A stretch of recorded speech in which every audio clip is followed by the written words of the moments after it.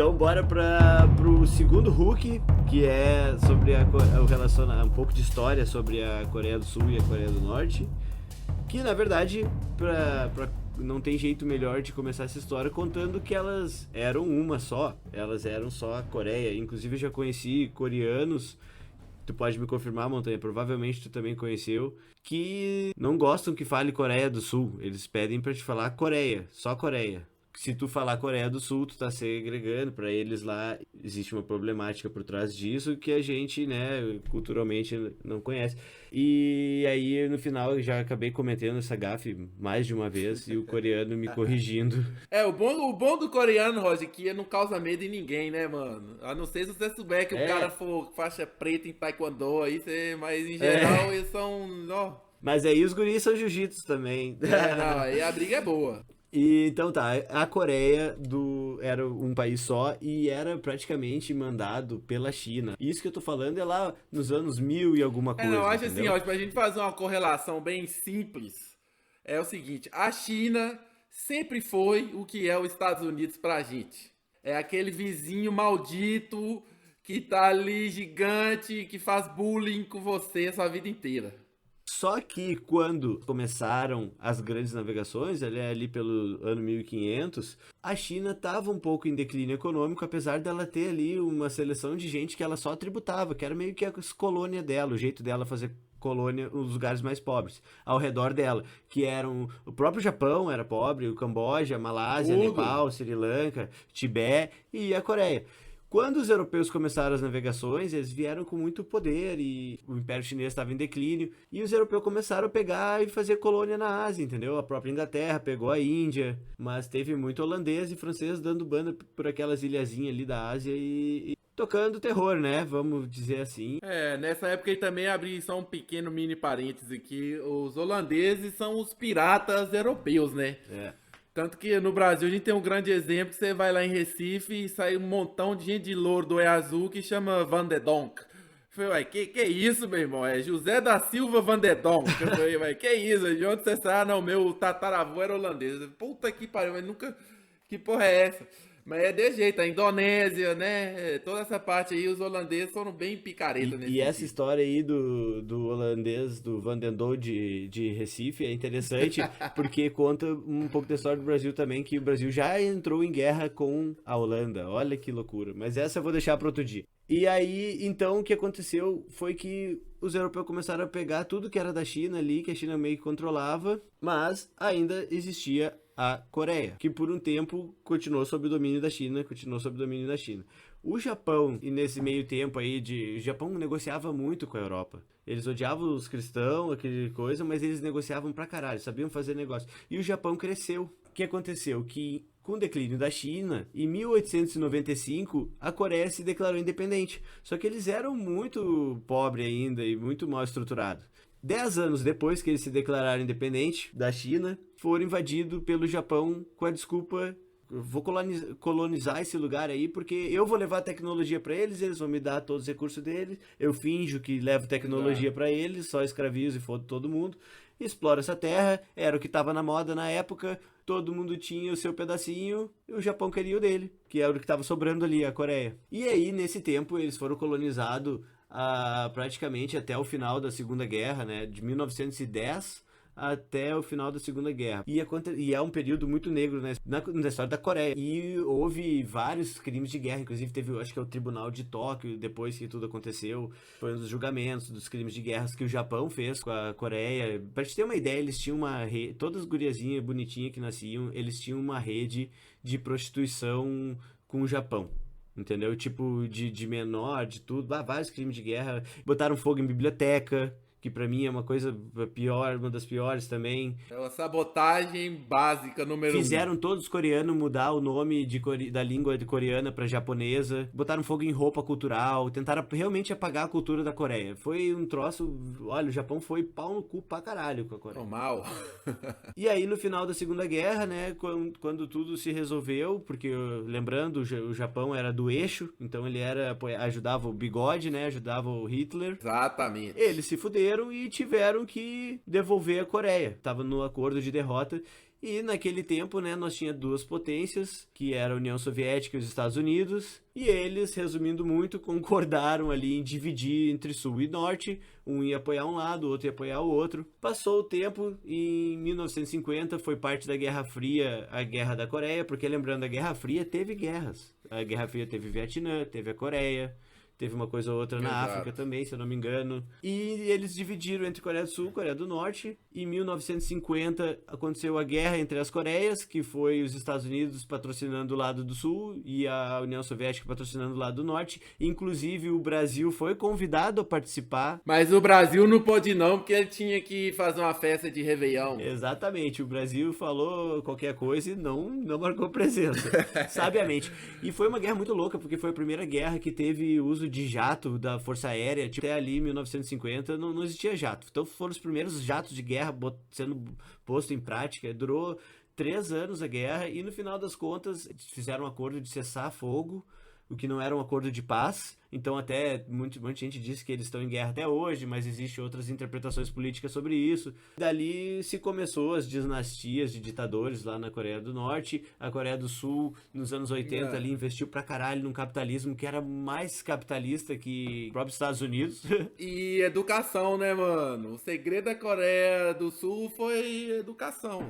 Enquanto a Coreia do Norte investia em militarismo, bomba nuclear, a Coreia do Sul também investia bastante em militarismo e tecnologia, mas também em educação, ir pra frente com parcerias com os Estados Unidos e tudo mais. Daí se surgiu toda a indústria do K-pop hoje em dia, é uma grande propaganda. Nossa senhora, não fala disso comigo não, Rô. Tem um lado histórico isso. O K-pop é uma grande propaganda Exatamente, pra retardado ficar pagando pró pra BTS. Eu gosto de Blackpink. Eu gosto de Blackpink. Nossa senhora. Ninguém é perfeito, né? Não, isso aí pode ser outra discussão. Eu gosto da indústria de coisa de show, de clipe, de imagem, pá, eu acho louco as danças. E se faz sucesso com milhões de pessoas, mesmo que ela seja adolescente, eu acho isso interessante do ponto de vista... Por quê? Eu vou te falar, K-pop significa bandas de garotos que foram pokémons que deram errado. E aí montam uma banda de K-pop. Isso é importante destacar, é uma indústria sinistra, é uma indústria apoiada pelo governo. Deixa eu te falar, o importante de destacar do K-pop é o seguinte, o K-pop é uma estratégia do governo sul-coreano de espalhar e criar uma imagem positiva global da Coreia. Claro. Que são os coreanos andrógeno, magrelinho, com aquelas calças chupa-coco, um fio de barba na cara eles não têm. Na verdade, eu tenho muita dó desses artistas, porque eles são semi-escravos do governo coreano. Os caras não têm tempo pra fazer nada da vida, é fazer o que tem que fazer, o que tá no plano que eles mandam eles fazer. Tem um documentário, velho, eu já vi esse documentário e dá raiva, véio. Por isso que eu tô falando aqui. O K-pop é uma grande máquina de extorquir os pop meninos do K-pop e vender a imagem positiva da Coreia do Sul. É a propaganda da Coreia do Sul. Agora vamos falar sobre a propaganda da Coreia do Norte. E aí o ouvinte decide qual que é o pior. Ah, pô, mas aí é a mesma coisa você falar assim, vamos falar da propaganda, sei lá, do Neymar e a propaganda do Zé Pretinho da esquina aqui de casa. Tá, mas no nosso contexto aí, temos a Coreia do Sul e a do Norte competindo como propaganda hoje em dia, né? Voltando ali um pouco pra história. É, mano, mas assim, é desleal, né? É a mesma coisa você pegar, sei lá, um time amador e pôr pra jogar contra o Real Madrid. Sim, também. Não tem como. Também acho. Eu acho que a guerra existe na teoria, mas na prática ela é uma risada. Não, e são alvos diferentes também. Mas eu digo a propaganda no sentido assim, a Coreia do Norte, ela bombardeia seus cidadãos com propaganda que o líder é semideus. Você sabe que eu tava vendo um documentário sobre a Coreia do Norte, muito interessante, recente, que diz que esse novo líder, porque ele é um cara bem novo, ele assumiu... Kim Jong-un é o gordinho, é o cabuloso. Majin Buu. Cabelo de rabanete. Majin Buu do Dragon Ball. Aí, diz que ele começou umas políticas de construir parque aquático, deixou que todo mundo pintasse as casas de cores, né? Uma cor que o governo escolhe, mas tipo, tá bem colorido as cidades agora. Tá com umas propagandas assim, Somos a Coreia do Norte um lugar divertido pro cidadão. E o cidadão que nunca viu porra nenhuma, vê um parque aquático, ele acha que tá no... Na Disneylândia infinita. É, e aí esse documentário mostra um pouquinho. É uma viagem. Mas isso aí é o que a gente fala, é o que eu sempre falo. A gente sempre discute muito isso, né? De como evoluir como pessoa, como evoluir como sociedade e tal. E o grande problema começa quando qualquer bebê que nasce, se a gente for muito frio na análise, ele nasceu num campo de trabalho forçado, mas remunerado. E o primeiro passo da vida desse bebê é entrar num programa escolar. Só o nome já te diz tudo, né? Vão te programar. É o mesmo que você está dizendo aí com o tema da Coreia do Norte. É um programa, mano. Então a galera, como não conhece nada diferente, não tem nem como não comprar essa ideia. Eles estão programados para isso. O disco rígido tá vazio, você vai lá e põe o programa operacional que você quer. Mas daí tem também, aparece lá que existe uma elite, né, que pode sair da Coreia, que são provavelmente os caras que já são mais leal ao governo, que provavelmente também são monitorados. E aí diz que uma das coisas que acontece lá dentro da Coreia do Norte é o tráfico de clipes de K-pop da Coreia do Sul. Então tu vê bem, passam por pendrive mesmo. Que desperdício de pendrive, né, mano? Tá, é triste a história dos K-pop, as coisas. Realmente tem muita coisa pra se falar sobre isso. Mas vamos superar isso aí, não vamos ficar discutindo essa porra. Vamos, isso é outra história. Pensa no K-pop como uma peça do War ali que tu vai movimentar, e é o que a Coreia do Sul faz com a Coreia do Norte, entendeu? Querendo ou não, um clipe de K-pop, cara, é uma coisa que um norte-coreano nunca viu na vida, é um monte de brilho, um monte de coisa, e umas pessoas bonitas, e é um negócio produzido, uma produção musical. Com certeza. Existe uma fórmula comercial de, sabe? Então aquilo ali é uma das coisas que faz os norte-coreanos ver como é fora. Essa galera que não sai do país e tudo mais. Então diz que existe esse movimento de norte-coreanos traidores. Tráfico de MP3. Que trafica conteúdo, não só da Coreia do Sul, mas também dos Estados Unidos. Trafica outro tipo de conteúdo pra dentro da Coreia do Norte, pra mostrar pras pessoas como é fora. Porque as pessoas não têm acesso legal a essas coisas. Então, assim, eles em vez de traficar droga, eles traficam clipes. Olha que... A utopia. Tu pode ser preso por ter um clipe. O mesmo acontece com a China, né? Por isso que a China lá não tem uma internet, lá é uma intranet, né? Lá não tem YouTube, não tem Facebook, não tem nada. Mas por que disso? Porque o que define e separa o ser humano de todo o reino animal é que o ser humano é o único animal utópico, onde as ideias realmente podem mudar tudo, né? Então você começa a ter acesso a esse tipo de informação, tanto na Coreia do Norte como na China, que também já está acontecendo, cria a utopia do estilo de vida ocidental, né? E todos querem. E para isso você precisa de mais dinheiro. E para isso você precisa, né, quebrar vários paradigmas para alcançar essa utopia. A Coreia do Norte tem seus dias contados, assim como a China. Só que a China tem uma capacidade de adaptação incrível, né, mano? Os caras já, por 1000 vezes durante a existência da China, já passaram, morreram e levantaram. A Coreia do Norte, veremos cenas do próximo capítulo. Eu vou te dizer que a China não espero ter vida o suficiente pra ver mudar, mas a Coreia do Norte eu acho que até eu morrer, eu espero morrer tarde, eu vou ver alguma coisa mudando lá. Não, com certeza, Roger, porque, deixa eu te falar por que vai acontecer. Porque aquele gordinho com cabelo de cebola, ele é broxa, meu irmão.